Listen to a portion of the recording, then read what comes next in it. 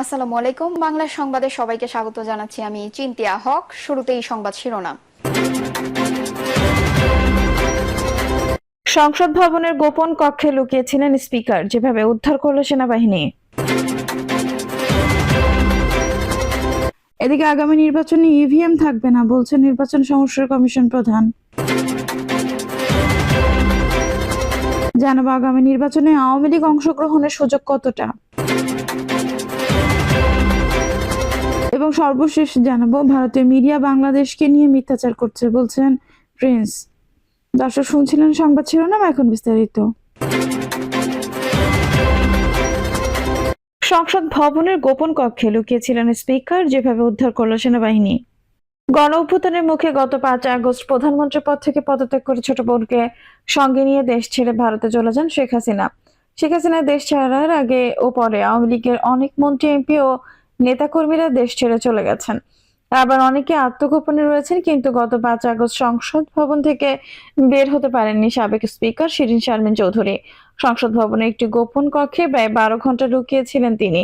এরপর ওই দিন রাতে খবর পেয়ে সেনাবাহিনী তাকে ক্যান্টনমেন্ট সেনা হেফাজতে নিয়ে যায়। দেশের অন্যতম শীর্ষস্থানীয় জাতীয় একটি দৈনিক পত্রিকা এক প্রতিবেদনে এই তথ্য জানিয়েছে। সংসদ ভবনে ওই দিন সোনাদানা ও কয়েক কোটি নগদ টাকার সুটকেস ছিল। পরে একটি সুটকেস থেকে 90 লাখ নগদ টাকা নিরাপত্তা বাহিনীর লোকজন কর্তৃপক্ষের কাছে হস্তান্তর করে। সংসদ ভবন সেদিন লাখো জনতার দখলে ছিল। সফল গণ অভ্যুত্থানের আবেগ আপ্লুত ছিলেন ছাত্র জনতা, তাই তারা দল বেঁধে ঢুকে পড়েন সংসদ ভবন অভ্যন্তরে। অনেকে মূল অ্যাসেম্বলি কক্ষে ঢুকে এমপিদের নির্ধারিত আসনে বসে পড়েন, কেউ বসেন স্পিকারের আসনে কিংবা গ্যালারিতে। ব্যাটাগারে যান অনেকে। সংসদ প্লাজায়, করিডোরে, স্পিকারের কক্ষে, সংসদ নেতা ও বিরোধী দলীয় নেতা কক্ষ, সব জায়গায় ছিল জনতার দখলে। গত 5 আগস্ট সংসদ ভবনে কি ঘটেছিল জানা যায় বেলা আনুমানিক 2টা 31 মিনিটে। এসএসএফ এর সদস্যরা 7টি গাড়ি নিয়ে সংসদ ভবনে প্রবেশ করেন। তারা প্রথমে যান অফিস কক্ষে, সেখান থেকে থাকা অস্ত্রশস্ত্র নিয়ে তারা অফিস রুম ত্যাগ করেন।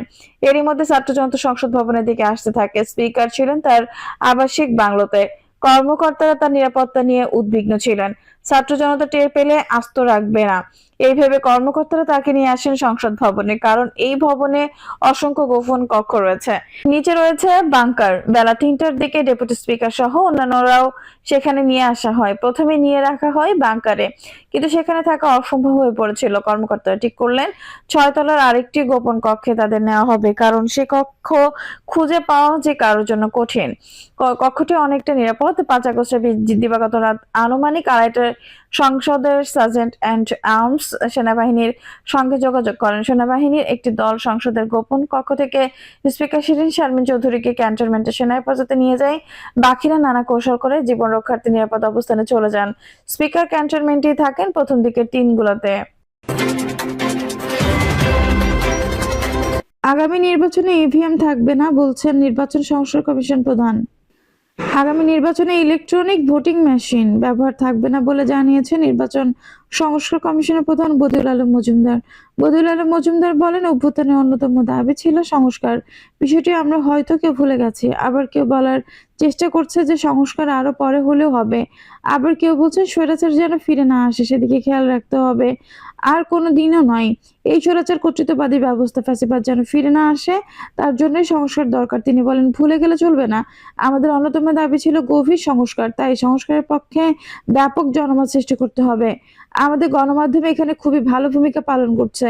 আর আমরা যে সংস্কারের বিষয়ে আলোচনা করছি, এটা প্রথমে নিজেরা পরিষ্কার হতে হবে, তারপর মানুষকে পরিষ্কার করতে হবে।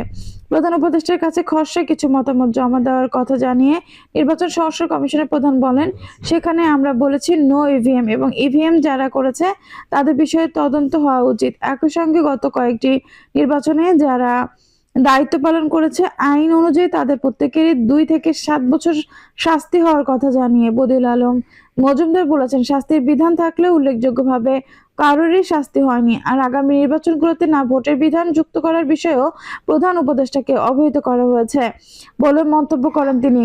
কমিশন প্রধান বলেন, আমাদের লক্ষ্য হচ্ছে নিজের প্রতি নিজের আস্থা ফিরিয়ে আনা। 53-54 বছরেও আমরা দেশে গণতান্ত্রিক ব্যবস্থাকে সমুন্নত করতে পারিনি। আমাদের নির্বাচন ব্যবস্থা নির্বাচনে চলে গিয়েছে, এখন কতগুলো গুরুত্বপূর্ণ সংস্কার করে আগাছাগুলো পরিষ্কার করা হচ্ছে।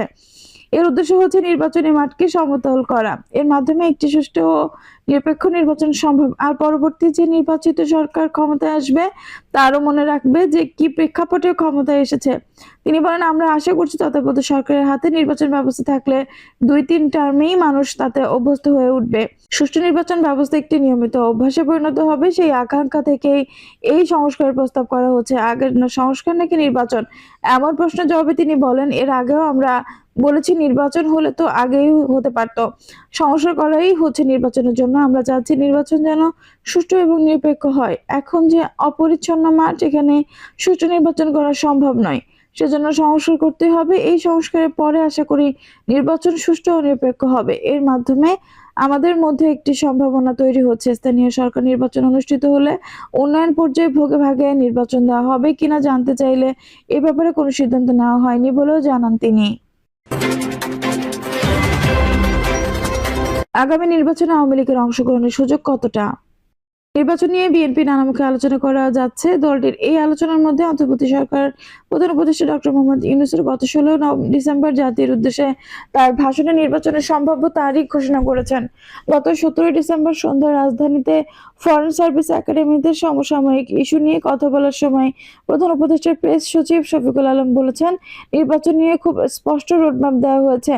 প্রধান উপদেষ্টা ডক্টর মোহাম্মদ ইউনূস আলোকপাত করেছেন 2025 ডিসেম্বর বা 2026 30 জুনের মধ্যে নির্বাচন হবে। আসন্ন নির্বাচনে অন্যান্য দল অংশ নিতে পারলেও আওয়ামী লীগের জন্য সেটা সম্ভব হবে কিনা তা নিয়ে প্রশ্ন উঠেছে। গত বৃহস্পতিবার রংপুরে এক অনুষ্ঠানে নির্বাচন ব্যবস্থা সংস্কার কমিশনের প্রধান বদিউল আলম মজুমদার জানান, এই মুহূর্তে আওয়ামী লীগের নির্বাচনে অংশ নিতে তিনি কোনো বাধা দেখছেন না। তার এই বক্তব্যের পর তা প্রত্যাখ্যান করে ওই রাতেই বিবৃতি দিয়ে বৈষম্য বিরোধী ছাত্র আন্দোলন গত শনিবার সংগঠনের আহ্বায়ক হাসনাত আব্দুল্লাহ বিবিসি বাংলাকে বলেন, গণহত্যায় জড়িত আওয়ামী লীগের বিচার হতে হবে। তার আগে আওয়ামী লীগের নির্বাচনের প্রশ্নই অপ্রাসঙ্গিক। হঠাৎ আলোচনার যে কারণে গত বৃহস্পতিবার দুপুরে রংপুর জেলা প্রশাসনের কার্যালয়ে নির্বাচন ব্যবস্থার সংস্কার নিয়ে স্থানীয় প্রশাসন, রাজনৈতিক দল ও সুশীল সমাজের সঙ্গে বৈঠক করেন কমিশন প্রধান বদিউল আলম মজুমদার। পরে সাংবাদিকরা তার কাছে জানতে চেয়েছিলেন আগামী নির্বাচনে আওয়ামী লীগ অংশ নিতে পারবে কিনা। জবাবে তিনি বলেছেন, আমরা চাই একটা অন্তর্ভুক্তিমূলক নির্বাচন, যারা নির্বাচনের জন্য প্রস্তুত হয়ে নির্বাচনে অংশগ্রহণ করতে পারবে, কোনো রকম বাধা বিপত্তি তাদেরকে দেওয়া হবে না। সেরকম একটা নির্বাচন চাই আমরা। এ সময় তিনি এটিও বলেন, অযোগ্য যদি না হয় তাহলে তারাও আওয়ামী লীগ নির্বাচনে অংশগ্রহণ করতে পারবে, সেই সুযোগ সবারই থাকা উচিত। এই নিয়ে ওই রাতেই মজুমদারের বক্তব্য প্রত্যাখ্যান করে বৈষম্য বিরোধী ছাত্র আন্দোলন বিবৃতি দেয়, যেখানে সংগঠন পক্ষ থেকে বলা হয় আওয়ামী লীগ বাংলাদেশে একাধিক গণহত্যার জন্য দায়ী গোষ্ঠী। এছাড়াও গুম, খুন, বিচার বহির্ভূত হত্যা সহ বিভিন্ন মানবাধিকার বিরোধী কর্মকাণ্ডে আওয়ামী লীগ গত 16 বছর ধরে জড়িত ছিল। সর্বশেষ জুলাই গণহত্যায় প্রায় 2000 শহীদের প্রাণ এবং 30,000 অধিক মানুষের অঙ্গহানি করেছে দলটি। এতে আরো বলা হয়, যে দলটি বাংলাদেশের নির্বাচন ব্যবস্থাকে কলঙ্কিত করেছে তাদেরকে নির্বাচনে অংশগ্রহণের সুযোগ প্রদান জন আকাঙ্ক্ষার বিরুদ্ধাচরণ। এই বিবৃতি বৈষম্য বিরোধী ছাত্র আন্দোলনের মজুমদারকে তার বক্তৃতা প্রত্যাহার করে আওয়ামী লীগের নির্বাচনে অংশগ্রহণ করতে না দেওয়ার জন্য যথাযথ ব্যবস্থা গ্রহণের আহ্বান জানায়। শুক্রবার রাতে মজুমদার নিজের বক্তব্য নিয়ে সাংবাদিক সম্মেলন করেন ও বিবৃতি দেন। বিবিসি বাংলাকে মজুমদার বলেন, কোন দলকে নির্বাহী আদেশে নিষিদ্ধ করা হলে নির্বাচন কমিশন তাদের নিবন্ধন বাতিল করতে পারে। যতক্ষণ পর্যন্ত কোন দলের নিবন্ধন আছে ততক্ষণ পর্যন্ত তাদেরকে নির্বাচন থেকে বাদ দেওয়ার সুযোগ আমাদের হাতে নেই। আগে গণহত্যার বিচার, পরে অন্য প্রশ্ন। শেখ হাসিনা সরকার পতনের পর আওয়ামী লীগ নেতাদের পাশাপাশি তাদের শরিক জোট 14 দলীয় জোটের নেতাদের কেউ কেউ এরাই মধ্যে গণহত্যার বিভিন্ন মামলায় গ্রেপ্তার হয়েছেন। গণহত্যার বিভিন্ন মামলায় তাদেরকে হাজির করা হচ্ছে আন্তর্জাতিক অপরাধ ট্রাইব্যুনালে। গত বৃহস্পতিবার রাতে বৈষম্য বিরোধী ছাত্র আন্দোলনের বিজ্ঞপ্তিতে বলা হয়, বৈষম্য বিরোধী ছাত্র আন্দোলন যে কোনো রাজনৈতিক কর্মকাণ্ডে আওয়ামী লীগের অংশগ্রহণের বিপক্ষে অবস্থান করে। নির্বাচন সহ যে কোনো রাজনৈতিক কর্মকাণ্ডে আওয়ামী লীগ অংশগ্রহণ করলে জুলাই গণঅভ্যুত্থানের শহীদদের রক্তের অবমূল্যায়ন হবে। হাসনাত আব্দুল্লাহ বলেন, দল হিসেবে আওয়ামী লীগ গণহত্যায় জড়িত, তাদের সাথে 14 দল একই অপরাধে জড়িত। আগে গণহত্যার বিচার হবে, তারপর অন্য প্রশ্ন। বৈষম্য বিরোধী ছাত্রদের আরেকটি প্ল্যাটফর্ম জাতীয় নাগরিক কমিটিও এই মুহূর্তে আওয়ামী লীগের নেতাকর্মীদের বিচারক দল হিসেবে সংগঠনের বিচার নিয়ে বিভিন্ন সভা সমাবেশে বক্তব্য দিয়ে জনমত তৈরি করছে। এই সংগঠনটি মনে করে, এই মুহূর্তে যদি দল হিসেবে আওয়ামী লীগের বিচার না হয় তাহলে ভবিষ্যতে গণতান্ত্রিক প্রক্রিয়া বাধাগ্রস্ত হতে পারে। দলটির আহ্বায়ক নাসির উদ্দিন পাটোয়ারি বলেন, আওয়ামী লীগ নির্বিচারে মানুষ হত্যা করেছে, হাজার হাজার ছাত্রদের আহত করা হয়েছে। যারা খুনি তাদের বিচার আগেই যদি নির্বাচন প্রক্রিয়া যান তাহলে পরিস্থিতি আরো জটিল হতে পারে। বিচার প্রক্রিয়ার মধ্যে যদি সবকিছু হয় তাহলে আমাদের অনেক প্রশ্নের সমাধান হয়ে যাবে। দর্শক, এই ছিল এখনকার সর্বশেষ সংবাদ। নিউজটি ভালো লাগলে অবশ্যই একটা লাইক দিন, কমেন্ট আপনার মূল্যবান মতামত জানান। সবসময় আমাদের পাশে থাকতে সাবস্ক্রাইব করে বেল বাটনটি অন করে রাখুন। ধন্যবাদ।